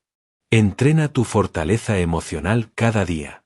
La fortaleza emocional no se construye únicamente en los momentos en que todo parece derrumbarse. Cuando llega una crisis, utilizas el nivel de regulación que has practicado antes de que aparezca. Si solo intentas recordar una técnica cuando la intensidad ya es máxima, dependerás de una habilidad todavía poco familiar. Las personas que parecen mantenerse firmes bajo una presión real suelen apoyarse en respuestas ensayadas muchas veces durante situaciones ordinarias y de poca dificultad. Por eso el entrenamiento debe salir de las emergencias y entrar en la vida cotidiana. Una demora, una pequeña frustración, un cambio inesperado o unos minutos de aburrimiento ofrecen condiciones más favorables para practicar que un conflicto grave. La activación es suficientemente clara para poder observarla, pero no tan intensa como para ocupar toda tu atención. Cada uno de esos momentos permite repetir la misma respuesta que más tarde necesitarás cuando las consecuencias sean mayores. Comienza el día con una comprobación breve de tu estado interno. Antes de entrar por completo en las demandas, observa que está presente. Quizá haya tensión en el cuerpo, cansancio, inquietud, irritación o una sensación de prisa.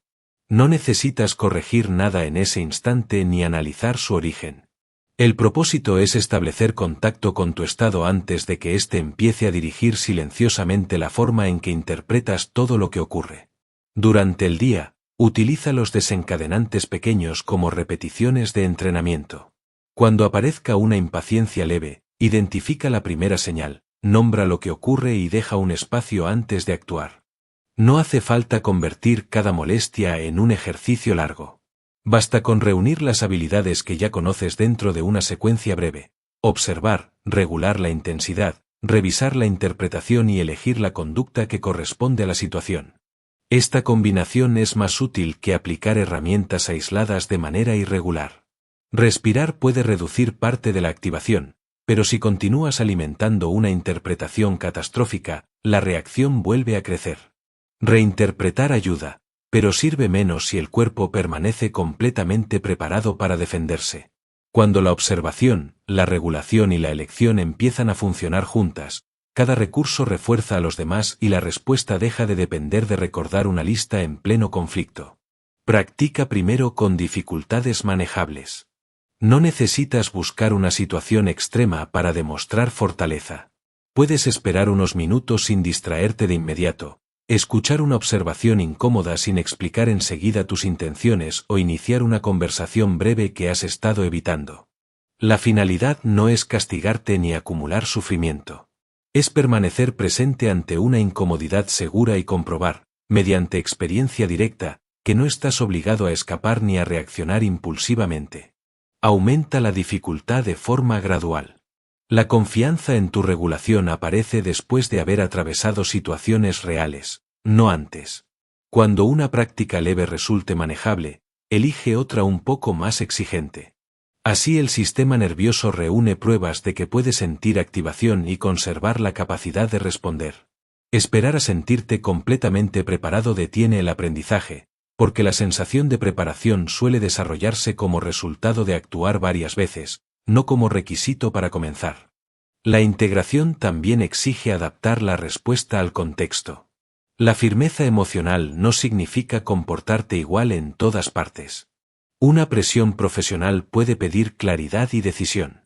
Una conversación íntima puede requerir paciencia, escucha y disponibilidad. Una situación urgente puede exigir que reduzcas la atención al problema inmediato. Entrenar no consiste en repetir una postura rígida, sino en reconocer con rapidez que demanda el momento y utilizar los recursos adecuados sin perder tu centro. Al final del día, realiza una revisión breve y concreta. Observa dónde apareció la reactividad, dónde lograste intervenir y qué condición influyó en cada respuesta. No conviertas esta revisión en un juicio sobre tu carácter. Un profesional revisa su práctica para descubrir patrones y ajustar su actuación, no para humillarse. Con el paso de las semanas pueden hacerse visibles determinadas horas, personas o circunstancias en las que tu capacidad disminuye y necesita más preparación. Un registro de una o dos frases puede conservar esa información. Anota un desencadenante observado y la respuesta que elegiste, o el punto exacto en el que la reacción tomó el control. Este registro no repite el trabajo de identidad del capítulo anterior. Aquí su función es mostrar cómo opera tu entrenamiento, qué situaciones necesitan una práctica más gradual, qué recursos utilizas con facilidad y cuáles todavía permanecen separados cuando aumenta la presión. La recuperación forma parte del mismo sistema. Un sistema nervioso sometido continuamente a demandas, ruido e interrupciones pierde sensibilidad para detectar sus primeras señales y dispone de menos espacio antes de reaccionar. Reserva periodos reales en los que no cambies una forma de activación por otra. Un paseo sin objetivo, una tarde con menos estímulos o un tiempo protegido de obligaciones permiten que el organismo deje de prepararse constantemente para la siguiente exigencia. Recuperarte no es abandonar la disciplina. Es conservar la capacidad con la que la disciplina se practica. Cuando nunca existe una pausa verdadera, incluso las herramientas más sencillas empiezan a sentirse como otra obligación y el entrenamiento termina asociado al agotamiento. La práctica sostenible alterna exposición y recuperación, se acerca de manera deliberada a dificultades manejables y después permite que el sistema procese la experiencia sin mantenerse permanentemente en alerta. Estos hábitos no funcionan como piezas independientes. La observación de la mañana facilita reconocer los pequeños cambios del día. Esos momentos proporcionan material para la revisión nocturna. La revisión indica qué incomodidad conviene practicar y dónde necesitas más recuperación. Al repetirse como un solo sistema, las habilidades dejan de aparecer únicamente cuando recuerdas utilizarlas y comienzan a activarse unas a otras con menos esfuerzo consciente. No necesitas ejecutar el sistema con perfección. Una práctica demasiado exigente, abandonada después de varios días, ofrece menos entrenamiento que una estructura sencilla mantenida durante meses. Empieza con una comprobación breve, una reacción pequeña observada y una revisión honesta. Cuando esa base sea estable, añade dificultad o combina más recursos.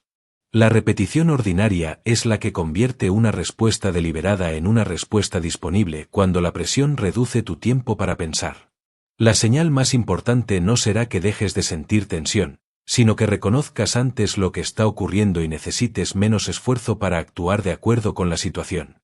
Con suficiente práctica, observar, regular y elegir ya no parecerán tres tareas separadas. Formarán una secuencia cada vez más natural, entrenada en cientos de momentos pequeños antes de ser necesaria en uno grande.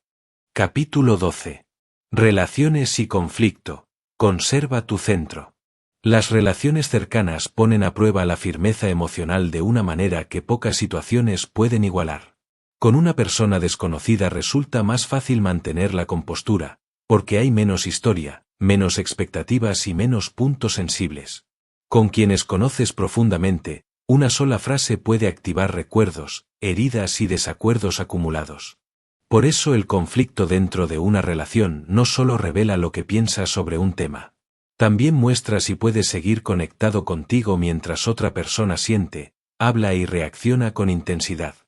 El conflicto no es necesariamente señal de que una relación esté rota. Dos personas pueden quererse y aún así tener necesidades, límites o interpretaciones diferentes. El problema aparece cuando intentan evitar toda diferencia hasta acumular resentimiento o cuando convierten cada desacuerdo en una lucha que debe ganarse. Una relación saludable no se define por la ausencia de conflicto, sino por la capacidad de atravesarlo sin destruir el respeto que permite seguir escuchando, hablando y buscando una solución. Una de las mayores dificultades es que las emociones de los demás influyen en tu propio sistema nervioso. Si alguien eleva la voz, acelera el ritmo o adopta una postura defensiva, tu cuerpo puede prepararse automáticamente para responder del mismo modo. Esa intensidad puede contagiarse antes de que adviertas lo ocurrido. Conservar tu centro comienza al notar el cambio. Esta persona está alterada y mi cuerpo está empezando a imitar su estado. Reconocerlo crea una separación entre la emoción presente en la conversación y la respuesta que elegirás. Esa separación no exige frialdad.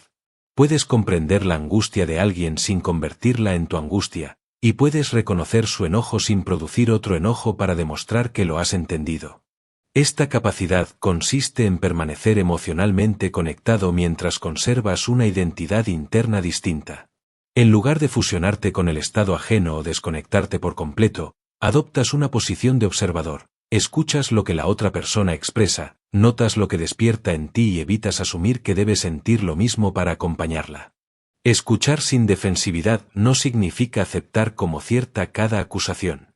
Significa resistir el impulso de preparar una respuesta mientras la otra persona todavía habla. Cuando alguien dice "nunca me escuchas", puedes concentrarte únicamente en demostrar todas las ocasiones en las que sí escuchaste. También puedes preguntarte qué experiencia intenta comunicar detrás de esa generalización. Tal vez se sintió ignorado en un momento concreto. La curiosidad no te obliga a asumir una culpa que no te corresponde. Te permite descubrir el problema real antes de defenderte de una interpretación incompleta. La conversación cambia cuando reduces deliberadamente su velocidad. Habla con un tono más estable, utiliza frases breves y deja terminar la idea antes de responder. Formula una pregunta en vez de acumular explicaciones. Estas acciones no son una representación artificial de calma. Si por dentro sigues alimentando el ataque, la tensión aparecerá en el tono y en el cuerpo. Primero regula lo suficiente para estar presente, después utiliza un ritmo que permita a ambos sistemas salir de la urgencia y recuperar la capacidad de comprender. Hay un punto en el que continuar hablando deja de ser útil.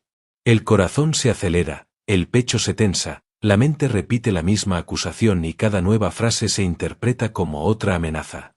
Esa inundación emocional reduce la posibilidad de escuchar y aumenta la probabilidad de decir algo que no corresponde a tus valores. Cuando reconozcas esas señales, no intentes resolver el conflicto mediante más intensidad. En ese estado, una pausa puede proteger la conversación mejor que cualquier argumento.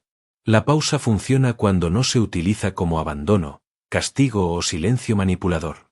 Debe incluir una intención clara de regresar. Estoy demasiado alterado para hablar de esto bien. Necesito detenerme y retomarlo cuando pueda escucharte con claridad. En una relación cercana conviene acordar de antemano que cualquiera puede pedir ese espacio y que el tema no quedará olvidado. Así la interrupción deja de sentirse como rechazo y se convierte en una decisión compartida para no seguir dañando la conversación. También es necesario separar el contenido de la forma de expresarlo. Puedes mantener una posición firme sin recurrir al desprecio, el sarcasmo, la burla o la humillación. No tienes que ceder para parecer tranquilo ni elevar la voz para demostrar que algo importa. La firmeza pertenece a lo que sostienes. La crueldad pertenece a cómo eliges comunicarlo. Conservar tu centro significa proteger ambas cosas, el límite o la necesidad que consideras importante y la dignidad de la persona con la que estás hablando. Hablar desde tu propia experiencia reduce la necesidad de defenderse. Nunca te importa lo que necesito, convierte al otro en acusado y presenta una conclusión sobre todo su carácter. Cuando ocurrió esto, me sentí ignorado y necesito que lo hablemos. Describe un momento, un efecto y una necesidad. La segunda formulación no garantiza acuerdo, pero ofrece algo concreto que puede examinarse. Cuanto más precisa sea la comunicación, menos espacio habrá para que la conversación se convierta en un juicio total sobre quién es cada persona. Los límites sostienen este proceso cuando la otra persona no reduce la intensidad. Un límite no intenta controlar lo que hará, sino definir lo que tú harás para mantener una interacción respetuosa. Si empezamos a gritarnos, voy a detener la conversación y la retomaremos más tarde, depende de tu conducta. No es una amenaza para enseñar una lección. Es una condición clara para continuar. Su valor no está en provocar una reacción específica, sino en que puedas cumplirlo con calma y consistencia. Tu estado también influye en la persona que tienes delante. Una presencia genuinamente regulada ofrece un punto estable al que la conversación puede ajustarse, del mismo modo que una reacción intensa puede empujarla hacia una escalada. Esto no te convierte en responsable de regular a todos ni garantiza que la otra persona se calme. Significa que no añades una segunda tormenta a la primera. Tu respiración, tu tono y tu capacidad de escuchar crean condiciones más seguras para que ambos expresen lo importante sin quedar gobernados por la intensidad del momento. Conservar tu centro tampoco significa convertirte siempre en quien sostiene a los demás.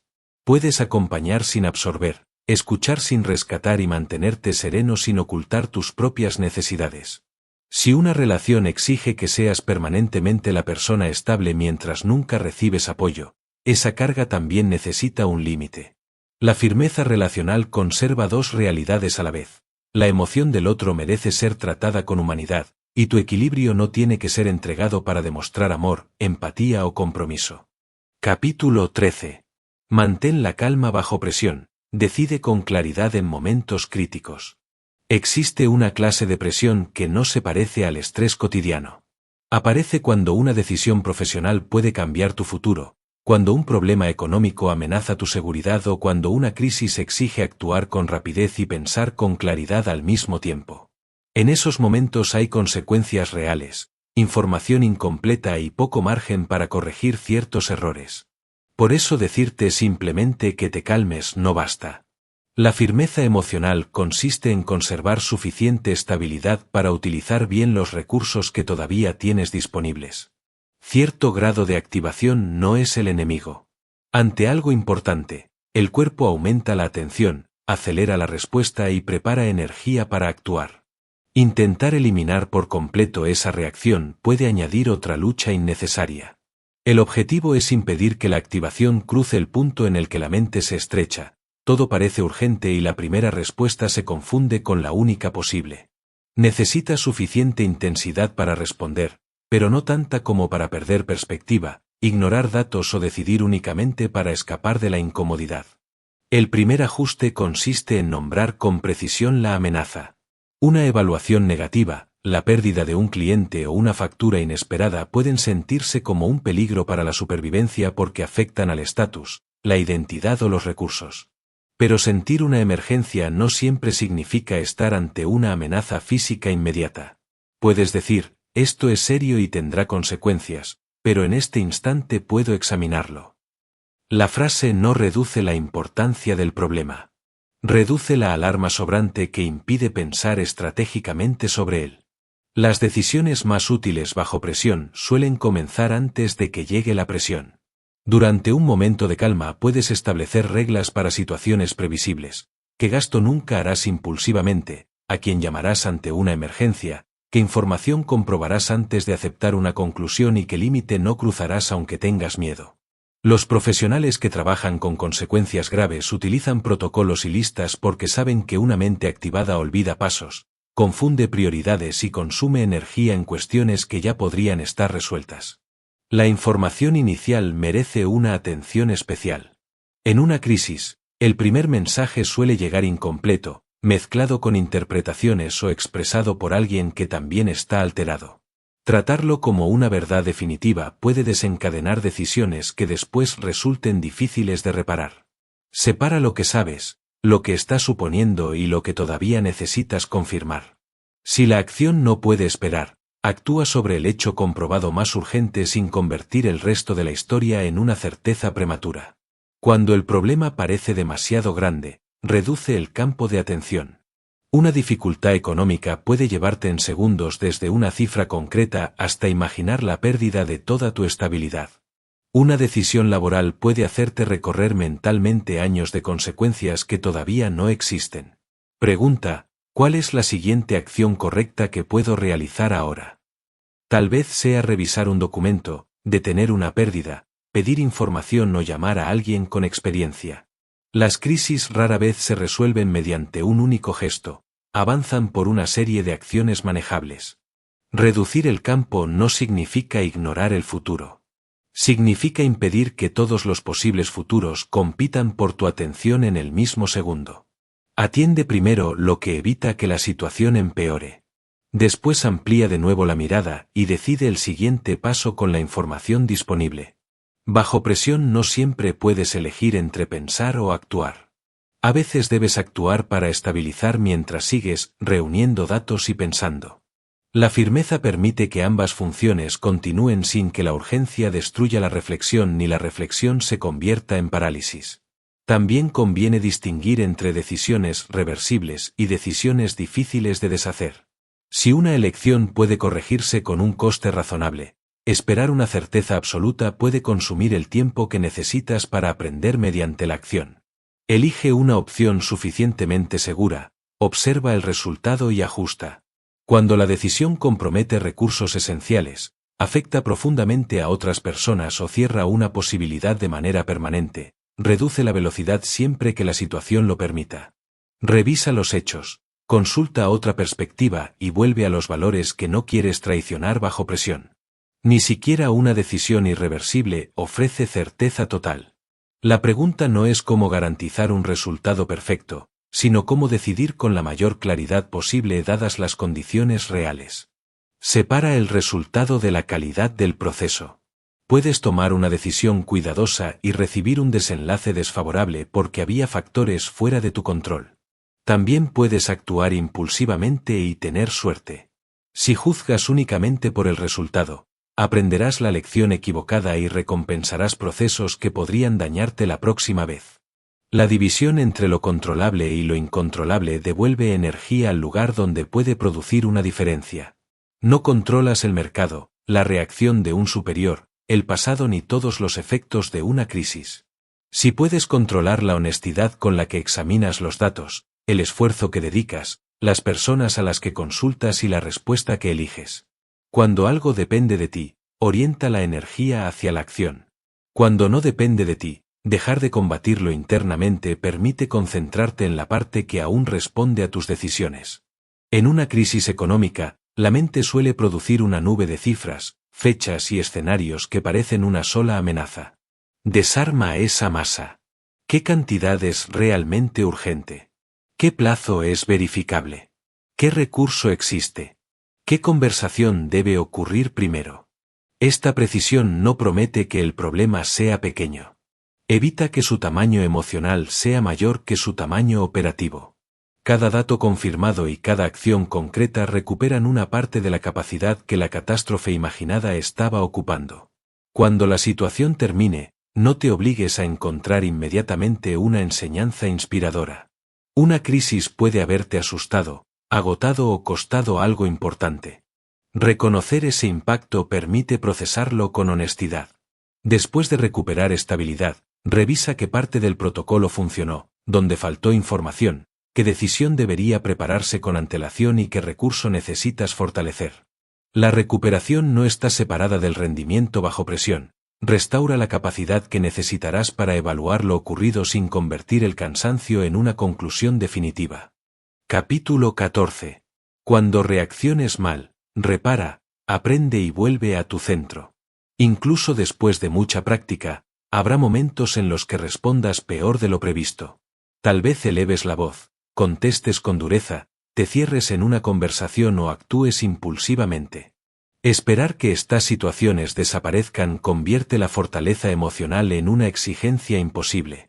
El progreso no se demuestra evitando toda mala reacción, sino en lo que haces después de reconocerla. Una reacción equivocada puede durar unos segundos, pero su interpretación puede prolongar sus efectos. Si piensas que demuestra que no has cambiado, el episodio deja de ser una conducta concreta y se convierte en un juicio sobre tu identidad. Entonces aparece la vergüenza, aumenta la tensión y disminuyen tus recursos para responder mejor. Primero impide que una equivocación se convierta en una caída más amplia. Separa el hecho de la condena. Respondí con agresividad y causé daño. Describe una conducta que puedes examinar y reparar. Soy una persona terrible y nunca voy a cambiar. La transforma en una sentencia sin salida. La primera conserva la responsabilidad. La segunda añade castigo, pero ninguna información útil. Hablarte con precisión permite mirar lo ocurrido sin esconderte detrás de excusas ni atacarte de una manera que dificulte aprender. La autocompasión no consiste en decir que nada importa. Consiste en reconocer que actuaste por debajo del nivel que estás entrenando y que aún puedes elegir lo que sucederá después. Entre castigarte y quitar importancia a la reacción existe una posición más honesta. Esto no estuvo de acuerdo con la persona que quiero ser. Comprendo que influyó, asumo lo que hice y voy a corregir lo que esté a mi alcance. Allí conviven humanidad y responsabilidad. Distingue también una caída puntual de una espiral. La caída es el momento en que reaparece el patrón antiguo. La espiral comienza cuando reaccionas contra el hecho de haber reaccionado. Te insultas, repasas la escena y utilizas cada recuerdo para confirmar que el entrenamiento fue inútil. Esa segunda capa puede causar más daño que el episodio inicial. Interrúmpela con los recursos ya practicados. Reconoce la activación, nombra la vergüenza y evita emitir un veredicto mientras sigues alterado. Si tu reacción afectó a otra persona, recuperar tu equilibrio no completa el proceso. También necesitas reparar. Una disculpa vaga, ofrecida solo para terminar con la incomodidad, rara vez reconstruye la confianza. La reparación empieza al nombrar lo que hiciste y comprender su impacto. Te respondí con dureza cuando intentabas explicarme algo. Entiendo que pudiste sentirte ignorado. No fue una manera justa de tratarte. La precisión demuestra que no intentas escapar del momento. Una reparación sincera no introduce de inmediato una defensa. Cuando dices lo siento, pero tú también, la responsabilidad vuelve a convertirse en discusión. Podrás hablar después de la conducta de la otra persona, si debe abordarse. Primero reconoce tu parte sin utilizar la suya para reducirla. Después explica qué harás distinto. Pedir una pausa antes de elevar el tono, formular una pregunta antes de asumir una intención o retomar la conversación cuando puedas escuchar con claridad. El momento de reparar importa. Hacerlo mientras ambos continúan activados puede producir otra discusión o una disculpa apresurada. Esperar demasiado permite que el silencio acumule distancia. No existe un plazo idéntico para todas las situaciones. El criterio es regresar cuando tengas suficiente estabilidad para escuchar y asumir tu conducta. Si necesitas tiempo, comunícalo y confirma que volverás al tema, así la pausa no se confunde con indiferencia. Reparar tampoco significa controlar la respuesta ajena. Puedes disculparte, cambiar tu conducta y aún así encontrar enojo, desconfianza o necesidad de espacio. Exigir perdón inmediato convertiría la reparación en otra forma de presión. Tu responsabilidad consiste en hacer lo que depende de ti y sostenerlo después mediante hechos. La confianza rara vez regresa por la intensidad de una promesa. Regresa cuando la conducta posterior muestra que comprendiste lo sucedido. Una vez atendido el impacto, utiliza la reacción como información. Reconstruye la secuencia con hechos. ¿Qué ocurría antes? ¿Qué señal corporal pasó inadvertida? ¿Qué interpretación aumentó la amenaza? ¿Había cansancio, presión acumulada o una necesidad que no estabas expresando? ¿En qué punto todavía existía una elección posible? Esta revisión no busca revivir el episodio. Busca descubrir el eslabón concreto en el que una intervención distinta habría cambiado el resultado. Elige un solo ajuste para la próxima ocasión. Si intentas corregir toda tu vida emocional a partir de una mala reacción, crearás un plan imposible de utilizar bajo presión. Quizá el ajuste sea reconocer antes una tensión en la mandíbula, no responder mensajes importantes mientras estás alterado o pedir 5 minutos antes de continuar. Una modificación específica convierte la equivocación en entrenamiento. La culpa sin ajuste conserva el dolor, el análisis concreto prepara una respuesta diferente. Vuelve pronto a la práctica, aunque sea en su versión más pequeña. Después de una semana difícil, muchos esperan recuperar la motivación antes de retomar sus hábitos. Esa espera permite que una caída puntual se convierta en abandono. No necesitas ejecutar de inmediato el sistema completo del capítulo anterior. Protege el hilo con una acción mínima, una pausa consciente, una observación honesta o una revisión breve. Regresar de manera sencilla importa más que regresar de manera perfecta. Una mala reacción no anula la identidad construida. Un solo dato no borra meses de respuestas más serenas, límites sostenidos y recuperaciones conscientes. Tampoco uses el progreso anterior para negar el daño actual. Ambas realidades pueden mantenerse juntas. Has cambiado y todavía puedes actuar desde un patrón antiguo bajo ciertas condiciones. Observa la trayectoria completa. Quizá la reacción aparezca con menos frecuencia, dure menos o sea reparada antes. La identidad nueva se fortalece precisamente en la manera en que respondes después de fallar. Cuando una misma reacción se repite, no la conviertas en condena ni la reduzcas a un accidente. La repetición indica una condición que aún no atiendes, una señal que detectas demasiado tarde o un recurso que necesitas fortalecer. Revisa el patrón con mayor honestidad y permite que una persona confiable aporte una perspectiva difícil de ver desde dentro. La firmeza también incluye reconocer cuando el aprendizaje requiere apoyo, no solamente más esfuerzo privado. Después de una mala reacción, el camino útil sigue disponible. Detén la espiral, reconoce con precisión, repara el impacto, extrae una lección concreta y retoma la práctica. Estos pasos no borran lo ocurrido. Cambian lo que el episodio producirá. La misma equivocación que antes habría generado vergüenza, distancia y abandono puede convertirse en responsabilidad, información y una respuesta mejor preparada para la próxima vez. Capítulo 15. Construye tu nueva base emocional. Vive sin perder tu centro. Una nueva base emocional no significa que nada vuelva a afectarte. Cambia el punto al que regresas tras una alteración.